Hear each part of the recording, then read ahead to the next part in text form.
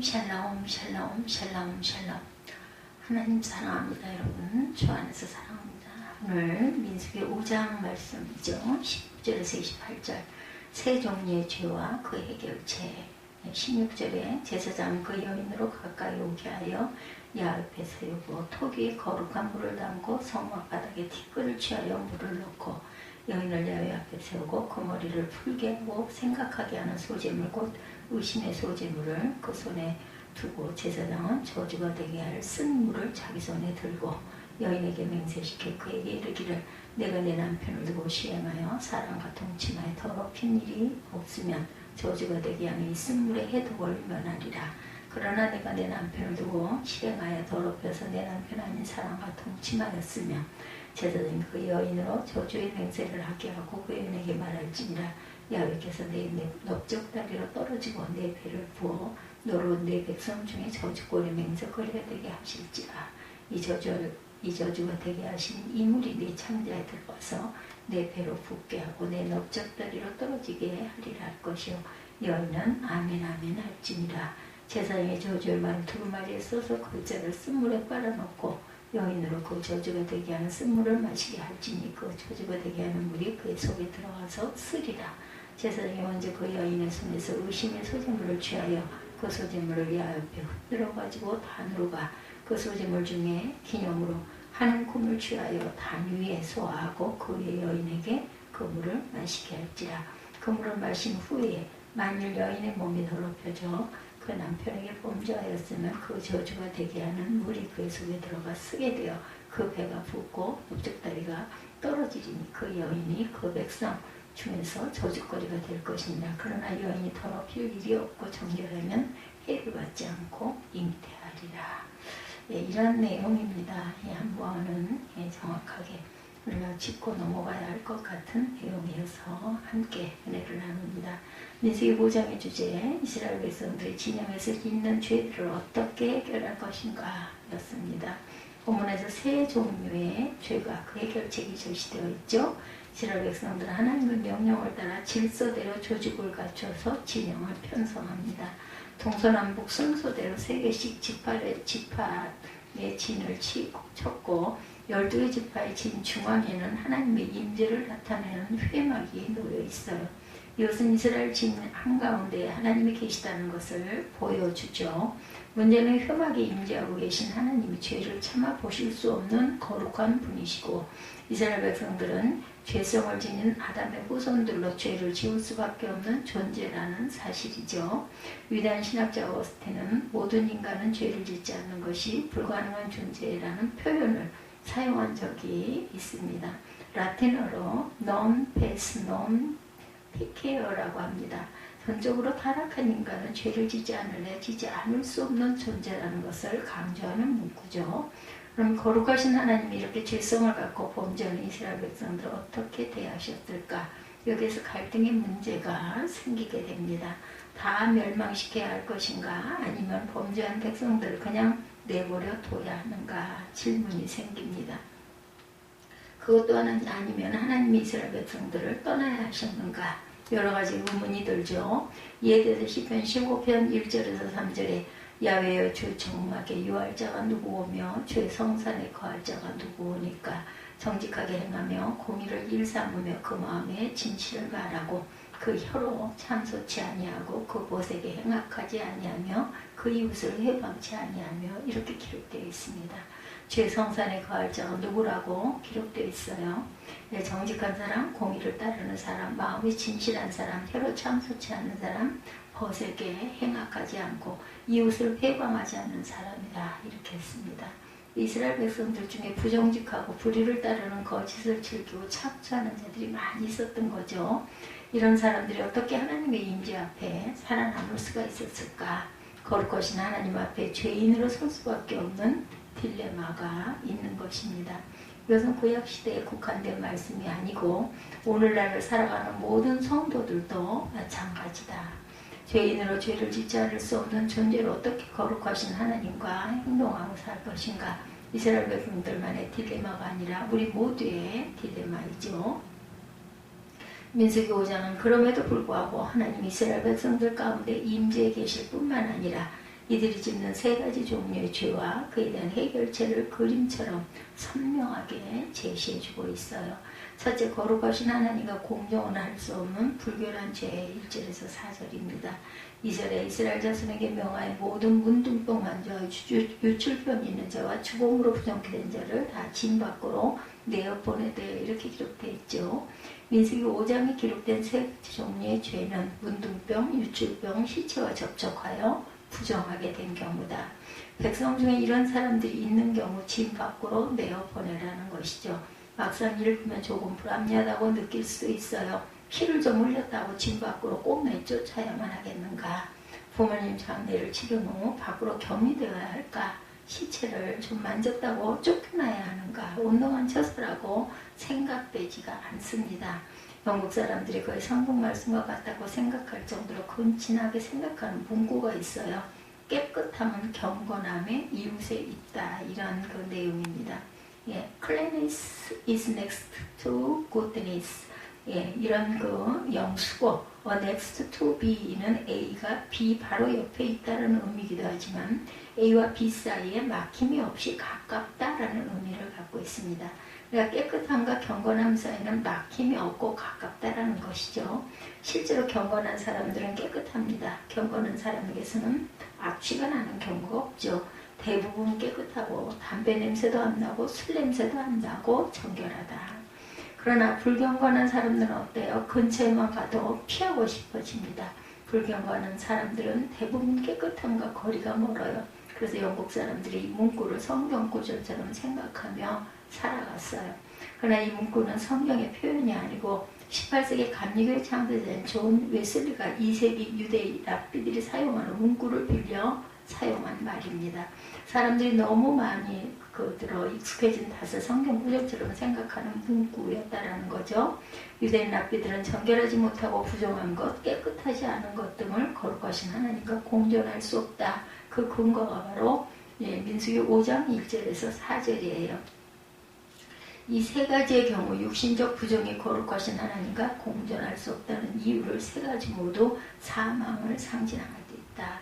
여호와께서 모세에게 말씀하시되 이스라엘 자손에게 명령할 모든 나병한 자와 유출증이 있는 주와 죽음으로 부정하게 된 자를 진영 밖으로 내보내되 남녀를 막론하고 진영 밖에 내보내 그들이 진영을 더럽히게 하지 말라. 내가 그 진영 가운데 거하느니라 하시매 이스라엘 자손이 그같이 행하여 그들을 진영 밖으로 내보냈으니 곧 야훼께서 모세에게 이르신 대로 이스라엘 자손이 행하였더라. 이렇게 증거하고 있죠. 예, 생명을 주신 분은 살아계신 하나님이고 거룩하신 하나님이다. 예, 문둥병은 피부의 사망, 유출병은 사망의 과정, 시체와 접촉한 것은 사망과의 접촉입니다. 그래서 사망은 사람의 죄값이고 생명을 침해하는 것이고 사단이 사용하는 무기이기도 하다. 생명을 주신 분은 살아계신 하나님이고 거룩하신 하나님이시죠. 하나님은 사망을 대적하시기 때문에 사망과 관련된 상징들은 하나님과 공존을 할 수 없고 당연히 진 밖으로 추방되어져야 한다. 문둥병자, 유출병자, 시체와 접촉한 자, 정결하지 못한 더러운 자들은 거룩하신 하나님과 함께 거할 수가 없다라는 거죠. 물론 그들이 치유되거나 부정한 기간이 지나가면 진 안으로 돌아올 수가 없어요.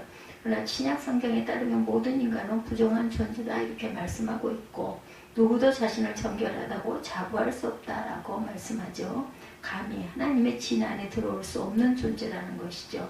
여기 한 사람 예외가 없습니다. 한 사람도 예외가 없습니다. 도자가 빠지니까 그렇죠. 한 사람도 예외가 없습니다. 로마서 3장 10절에서 12절에 기록한 바 의인은 없나니 하나도 없으며 깨달은 자도 없고 하나님을 찾는 자도 없고 다 치우쳐 한 가지로 무익하게 되고 선을 행하는 자가 없나니 하나도 없도다 이렇게 기록되어 있습니다. 이것이 바로 인간의 전적 타락, 선도 없고 의도 없고 부정한 존재인 인간은 영적으로 사망한 존재다. 바울은 에베소서 2장 1절에 선언합니다. 너희의 허물과 죄로 죽었던 너희를 살리셨도다. 영적으로 부정하고 사망한 존재들인 인간은 하나님과 공존할 수가 없다.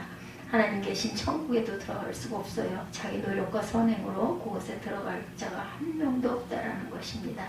그렇다면 이 문제에 대한 하나님의 해결책은 무엇일까? 복음서를 읽다 보면 예수 그리스도께서 행하신 치유 사역들을 볼 수 있는데 그 그는 부정과 사망에서 움직이는 모든 질병을 친히 고치셨죠. 누가복음 5장 12절에 문둥병자를 고치셨고 8장 43절에는 혈루증으로 고통받던 여인을 고치셨고 7장 11절에는 죽은 나인성 과부의 아들을 살려주셨어요. 시체를 살린 거죠. 또 예수님은 친히 진 밖으로 내쫓김을 당합니다. 그렇게 함으로써 진 밖에 있는 부정한 모든 자들을 진 안으로 들어올 수 있게 해주신 분입니다. 히브리서 13장 12절에 그러므로 예수도 자기 피로 백성을 거룩해 하려고 성문 밖에서 고난을 받으셨느니라 이렇게 기록되어 있습니다. 자기 백성들을 진 안으로 들어오게 하시려고 성문 밖에서 고난을 받으셨다. 그럼 어떻게 영적으로 부정한 존재들이 정결한 존재가 될 수 있고 영적으로 사망한 존재들이 영적인 생명을 얻을 수가 있었을까? 그 해결책은 모두 예수 그리스도에게 있습니다. 그분이 해결책이시죠. 죄인은 예수 그리스도의 피로서 정결함을 얻고 예수 그리스도로부터 영생을 얻어서 생명을 얻었으며 그의 능력으로 사망을 이길 수 있게 된 것입니다. 주일학교에서 복음 전도를 가르칠 때 사용하는 색종이 전도법이 있어요. 세 가지 색으로 이루어진 색종이는 검정, 빨강, 흰색으로 이루어져 있습니다. 제일 먼저 검정색을 보여주면서 우리 모든 인간은 색종이 색깔이 검듯이 더럽고 범죄한 죄인들이다 라고 하고 두 번째 빨간색을 보여주면서 이 빨간색은 예수 그리스도의 피를 의미하는데 이 예수님의 피가 우리의 더럽고 범죄한 마음을 깨끗하게 한다 이렇게 얘기하죠.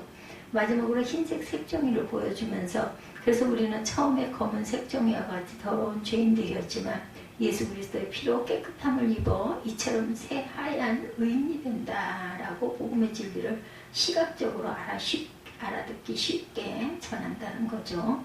우리 모두는 부정함으로 인해 거룩하신 하나님과 공존할 수 없는 존재들이었는데 그의 피로 씻음을 받고 하나님의 거룩하신 면전에 설 수 있게 되었다. 하나님 계신 천국에 들어갈 수 있게 되었다라는 것이죠.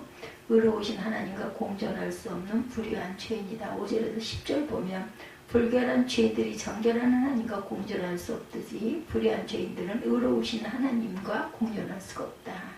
6절에 이스라엘 자손에게 이르니 남자나 여자나 사람들이 범하는 죄를 범하여 야훼에게 패역하여 그 몸의 죄를 얻거든 이렇게 기록되어 있습니다. 사람들이 범하는 죄 또는 사람들에게 범하는 죄라. 사람들이 범하는 죄, 사람들에게 범하는 죄. 영어로 sin against people입니다. 이것은 남에게 의도적으로 죄를 지어서 해를 끼치는 죄를 가리키죠. 의식적인 죄, 불의한 죄, 해를 끼치는 죄 등이 이에 속합니다. 하나님은 공의로우시기 때문에 불의한 죄인들은 하나님과 공존할 수 없다. 이스라엘 백성들이 상호간에 서로 해를 끼치고 불의한 죄를 범하면 안 되죠. 첫 번째 이유는 그들이 광야에서 예기치 못한 전쟁을 치러야 할 군인들이었기 때문이다. 어느 군대든지 서로 마음이 맞지 않고 헐뜯고 싸우는 군인들이 있는 군대는 대적과 전투를 칠 수가 없습니다. 서로 속이고 싸우고 다투다 전투력이 현저히 떨어지면 사기를 다 잃어버리기 때문이다. 군인들에게 동지의 전우회가 있어야 하고 서로 뭉쳐야 합니다. 군인들끼리 서로 사기치고 해롭게 하면 안 된다라는 것이죠. 그러면 이스라엘 백성들에게 이런 죄가 없었을까? 그렇지 않습니다. 그래서 본문은 이러한 죄들을 어떻게 해결해야 하는지 3단계로 설명해 주고 있어요. 첫째, 죄를 자복하는 것. 7절 상반절에 그 지은 죄를 자복하고 라고 기록되어 있습니다. 하나님께 자복하고 손해를 입힌 자에게도 죄를 고백해야 한다. 당사자를 찾아가서 미안하다고 말해야 하죠. 죄를 짓고도 미안하다는 말 한마디 없이 진정한 관계 회복이란 존재하지 않습니다. 영화 러브스토리의 유명한 대사, 사랑하는 상대방에게 미안하다고 말할 필요가 없는 것이라는 감동적인 대사가 될 수는 있지만 넌센스이죠. 남에게 불의한 해를 끼쳤음에도 미안하다고 말하지 않고 얼렁뚱땅 넘어가는 것은 불의한 해를 너무 가볍게 생각하는 그러한 처신이다. 잘못했으면 미안하다라고 반드시 말해야 합니다. 둘째, 남에게 끼친 해를 보상해야 한다. 7절 후반절에 그 죄값을 온전히 갚되 5분의 1을 더하여 그가 죄를 얻었던 본주인에게 돌려줄 것이요 이렇게 기록되어 있습니다. 끼친 해만큼 보상하는 것이 아니라 거기에 5분의 1을 더해서 보상하라. 만일 보상해야 할 대상이 죽고 없어졌다면 보상하지 않아도 되겠구나 생각하지 말고 제사장을 찾아가 그에게 5분의 1을 더해서 보상해야 된다. 어찌 보면 원시적이고 촌스러운 법과 같다라고 느낄 수도 있습니다. 그러나 결코 그렇지 않죠. 이 법은 현대법보다 훨씬 탁월한 법입니다. 오늘날 사기꾼들은 범죄하면 감옥에서 몇 년 동안 옥살이라고 나오면 그만이죠. 100억 원을 사기치고도 2, 3년이면 충분하다고 합니다. 여러분 같으면 2, 3년 옥살이하고 100억 원 갖는 것이 좋겠습니까? 평생 월급쟁이로 1억 원 번 것에 만족하며 사는 것이 좋겠습니까? 답이 뻔하죠. 그러니까 대한민국 법은 알면 사기를 조장하고 사기꾼들을 조장하는 법이 되기도 한다는 것. 이러다가 대한민국이 정말 사기공화국이 되면 안 되겠죠. 현대 법은 모세 율법에 비하면 훨씬 열등합니다. 어떤 이가 100억 원을 사기쳤다면 120억 원을 보상해야 하는데 누가 사기를 치겠습니까? 사기를 당해 보상을 받는 편이 훨씬 낫다고 여겨질 거죠. 5분의 1을 더해서 당사자에게 보상해야 되기 때문이다. 셋째, 속죄할 수양으로 피 흘림이면 제사를 드려야 합니다. 수양에 피를 흘려야 하죠. 죄 없는 짐승이 불의한 죄인을 대신해서 죽어서 피를 흘리는 것이 불의한 죄를 해결하는 궁극적인 해결책입니다. 그래야 하나님의 면전에 설 수 있는 사람이 될 수 있다. 7절에서 8절에 그 지은 죄를 자복하고 그 죄값을 온전히 갚되 5분의 1을 다하여 그가 죄를 얻었던 그 본주에게 돌려줄 것이요. 만일 죄값을 받을 만한 친족이 없거든 죄값을 야훼께 드려 제사장에게로 돌릴 것이니 이는 그를 위하여 속죄할 수양 외에 돌릴 것이니라. 이렇게 기록되어 있습니다. 속죄 수양이 피를 흘려야 하는 것. 우리는 모두 하나님 앞에 불의한 존재들이죠. 해를 끼친 것도 많고 불의하게 행한 것도 많습니다. 보상을 해야 하고 속죄도 해야 되죠. 할 수 있는 한 최선을 다해야 합니다. 그러나 불가능한 것도 있을 수가 있다. 수십 년 전에 끼친 해를 어떻게 다 갚을 수가 있겠는가. 예수 그리스도께서 우리의 죄값을 다 갚아주시고 속죄도 해결해 주신 것이죠. 민법적으로 우리가 치러야 할 모든 죄값을 다 갚아주셨고 형법적으로 받아야 할 형벌도 대신 받아주셨어요. 우리는 단지 나는 죄인입니다. 나는 죄를 지었습니다. 라고 자백하고 예수 그리스도를 구주로 믿기만 하면 되는 것이죠. 우리는 예수 그리스도를 통해 의로우신 하나님과 동행하는 인생을 살아갈 수 있게 된 것입니다. 신실하신 하나님과 공존할 수 없는 신실지 못한 죄. 11절에서 31절입니다. 부모는 남편이 아내의 외도를 의심하는 경우를 다루고 있어요. 아내가 신실치 못해서 다른 남자 바람을 피웠는지 그렇지 않은지 모르겠다는 거죠. 증거도 없고 증인도 없는 경우 남편은 아내를 제사장 앞으로 데려다 절차를 따라 신실치 못한 죄를 밝혀낼 수가 있었다고 해요. 13, 4절에 타인과 정교를 하였으나 그 남편의 눈을 숨겨 드러나지 아니하였고 그 여자의 더러워진 일에 증인도 없고 잡히지 아니하였어도 더러워짐을 인하여 남편이 의심이 생겨서 그 아내를 의심하든 또는 아내가 더럽히지 아니하였어도 남편이 의심이 생겨 아내를 의심하거든 이라고 기록되어 있습니다. 아내가 외도를 저질렀는데 의심하는 남편은 의처증이 아니죠. 그런데 외도를 저지르지 않았는데 계속해서 의심하는 경우 이를 의처증이라고 합니다. 의처증은 어떤 영향으로도 고쳐지지 않는 아주 심각한 질병이라고 하네요. 그 반대의 경우가 의부증이겠죠. 부부가 서로 믿고 살아야 하는데 믿지 못하기 때문에 생기는 질병들입니다. 그러면 그런 경우 남편은 어떻게 해야 할까요? 우선 부정이 의심되는 아내를 데리고 제사장에게 가고 아내는 야훼 앞에서 머리를 풀고 절차 밟을 준비를 합니다.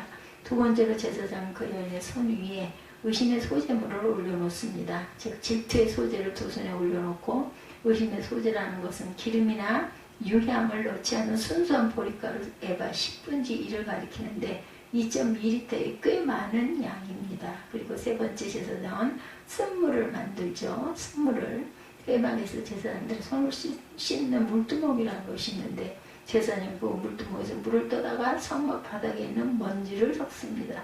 그리고 저주의 말을 기록한 두루마리를 그 물에 빨면 쓴물이 되는 것입니다. 제사장은 자기 손으로 그 쓴물을 들고 있어야 돼요. 네 번째 제사장은 여인에게 저주의 맹세를 합니다. 내가 만일 남편 몰래 다른 남자와 간음을 저질렀다면 넓적다리가 마를 것이고 배는 부어오를 것이다. 여자의 넓적다리가 말라버리면 아주 보기가 싫겠죠. 거기다 배가 부어오르면 괴상한 모습이 될 것입니다. 이는 백성들의 저주거리가 된다는 것을 의미하죠. 마지막 다섯 번째로 여인의 손에 있는 의심의 소재물을 하나님을 향해 흔들고 한 움큼을 취해 번제단을 태웁니다. 번제단에 그리고 그 여인으로 하여금 쓴물을 마시게 하는 것이죠. 그럼 여인에게 아무 죄가 없는 경우 아무 일도 일어나지 않고 아이를 잉태하게 되지만 죄가 있는 경우 저주의 맹세대로 넓적다리가 마르고 배가 부어오르게 된다. 아주 원시적이고 유치한 법처럼 느껴지죠. 여성신학자들은 성경에 이런 내용이 있느냐면서 본문에 기록된 모세의 율법을 비판하기도 한다고 그래요. 당시 많은 이방 문화에서는 남편이 아내를 의심하는 경우 아내는 자신의 결백함을 증명할 방법이 없어서 그대로 죽임을 당하는 것이 일반적인 일이었다고 하네요. 의심을 받고 그대로 죽임당하는 편이 낫겠습니까? 이런 절차를 밟는 것이 좋겠습니까? 당연히 절차를 따라 시행해 보는 것이 좋은 일이죠. 어떤 문화에서는 외도가 의심되는 여인에게 펄펄 끓는 기름 속 쇠조각을 꺼내 손에 대지 않으면 무죄요. 대면 유죄로 하는 말도 말도 안 되는 법이 또한 있었다고 하네요. 일단 손이 대여야 하는 고통을 감수해야 한다는 전제가 있는 법이야말로 정말 원시적이고 유치한 법이죠. 모세복은 그렇지 않죠. 일단 무죄 추정을 합니다. 이 여인은 죄가 없다. 그러나 사람으로서 아무도 판결할 수 없기 때문에 이 판결을 하나님께 맡기겠다는 것이죠. 그런 이런 법은 하나님의 존재를 인정치 않고는 절대로 시험될 수가 없는 법이죠. 아무도 이 여인의 무죄를 인정해 주지 않을 것이기 때문입니다. 그러니 모세의 율법은 이스라엘에서 특별히 의심받는 여자를 다루는 일에 있어서 일단 무죄를 추정하고 하나님께 판결을 맡기는 것이죠. 그리고 이런 문제에 대해 무려 21절의 분량을 할애하고 있다는 것이 갈락 여성 인권을 보장해 주는 것일까요? 죄도 없이 손을 다 대이도록 하는 것이 좋겠습니까? 쓴물을 마시는 게 좋겠습니까? 21절을 할애하는 이 이유는 무엇일까? 간음이 영적인 부정을 상징하는 것이기 때문입니다. 간음은 영적인 우상의 부정의 상징인과 동시에 우상 숭배의 상징이죠. 그래서 간음죄, 신실치 못한 죄를 범한 자들은 절대로 하나님과 공존할 수 없다라는 것. 21세기를 살고 있는 우리 모두는 사실 하나님께 신실치 못한 죄를 범한 자들이에요. 그 아이를 잉태하는 그러한 그 삼신할머니 이런 사람들 숭배했고 귀신 따라다니고 전보로 다니고 구슬하고 우상 숭배했던 죄인들이죠. 영적인 간음자들입니다. 우리 모두는 제사장이 만든 쓴물을 마셔 넓적다리가 마르고 배가 부어오를 수밖에 없었던 저주를 받은 자들이죠. 그런 우리를 위해서 예수 그리스도께서 대신 쓴 잔을 받으셨어요. 누가복음 22장 42절에 가라사대 아버지여 만일 아버지의 뜻이었던 이 잔을 내게서 옮기시옵소서. 그러나 내 원대로 마옵시고 아버지의 원대로 되시기를 원하나이다. 이렇게 기록되어 있습니다. 예수님도 이 잔 마시기를 기뻐하지 않으셨지만 결국 자기 원대로 되기 원치 아니하시고 아버지의 원대로 기꺼이 쓴 잔을 받으셨어요. 예수님이 쓴물을 마심으로 우리는 기쁨의 잔, 축복의 잔을 마실 수 있게 되었고 내 잔이 넘치나이다 이렇게 노래할 수 있게 되죠. 예수님이 우리를 위해 쓴 잔을 받으셨기 때문에 가능한 일이었다라는 것. 하나님은 불결함과 공존할 수 없는 깨끗하고 거룩하신 분이시고 불의함과 공존할 수 없는 공의로운 분이시고 부정함과 공존할 수 없는 신실한 분이십니다. 원래 불결하고 불의한 부정한 존재들이었어요. 그런 우리가 어떻게 하나님 앞에 서고 하나님과 동행하고 하나님 계신 천국에 들어갈 수가 있겠는가? 이에 대한 대답은 오직 예수 그리스도 한 분뿐이신 줄을 믿으시기 바랍니다. 민수기 5장은 이 진리를 그림으로 보여주고 있어요. 답은 오직 하나, 예수 그리스도로 말미암아 하나님과 동행하는 사람은 생명과 기쁨과 축복의 잔이 차고 넘치게 되는 인생을 살게 될 것이다. 그리고 이 세상을 떠날 때 하나님의 집에 영원히 거하는 특권을 누리게 되는 거죠. 예수 그리스도만이 유일한 해결책이 되십니다. 우리 지금 어느 누구도 예수 그리스도를 의지하지 않는 분이 없으시기를 주님의 이름으로 축복합니다. 오늘 민수기 5장 16절에서 28절 세 종류의 죄와 그 해결책이라는 내용으로 함께 은혜를 나눴습니다. 기도하시겠습니다.